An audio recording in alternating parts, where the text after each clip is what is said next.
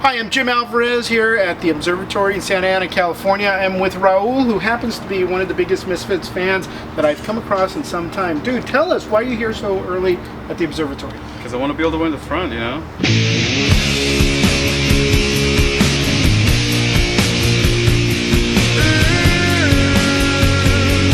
So basically you guys are one of the first and biggest horror punk bands, but you guys are also a family band.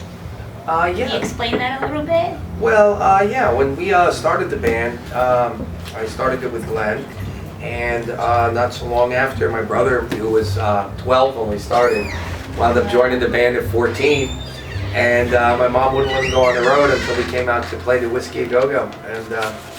And so we had my brother in the band at a very early age, and then my other brother was our tour manager for a while.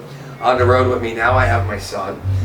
He does our monitors and stage manages, and my nephew's doing guitar teching.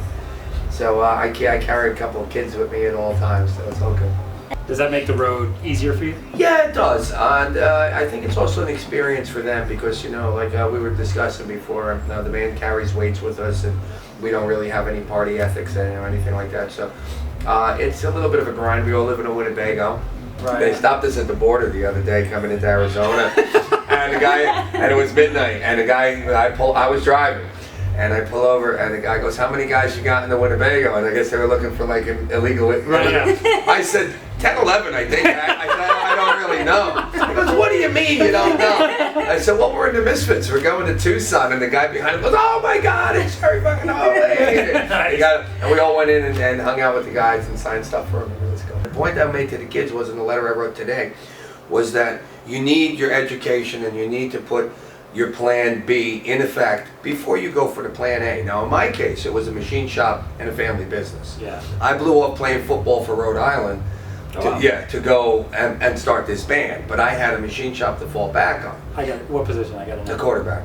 You can try your dream if you have something to fall back on, and then you can shoot for the stars, because you have nothing to lose. So do you think bands of today should focus more on merchandising than records? I don't think you have a choice. Yeah, records are kind of a thing of the past. Well, the kids can download stuff, so you have to make it visual, and you have to make it so that you can put your hands on it and something you can hold. Last live record was in 1980, right? Yes. So why 30 years? Like, why so long? For a band that tours a lot live, right? You know, one there's publishing issues. Okay, well, dealing with Glenn, you know. So there's business stuff. Well, there's stumbling blocks. There's things that I didn't take into account when we settled that I should have, as far as being able to be fluid and do what I wanted to do. Sure.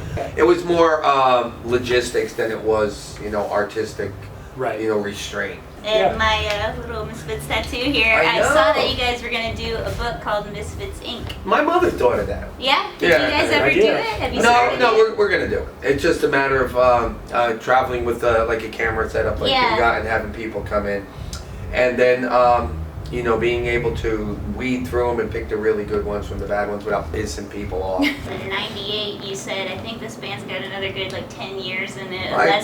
unless we get some really amazing stuff going, and we'll just keep going. And here we are 15 years later, and you guys do have the new great stuff, and you're I think this is actually our brightest hour, to be Yeah. honest with you. I mean, doing this Marilyn Monroe thing, I am super psyched about that. I think our last record was great. I think our record label is you know, really on target. And I think that the response of the people is really what I wanted. I wanted people to bring, you know, parents to be able to bring their kids down, and everybody leave and be happy, and not, you know, push kids into a bad spot. You know, the relationship between children and their parents is the most important thing.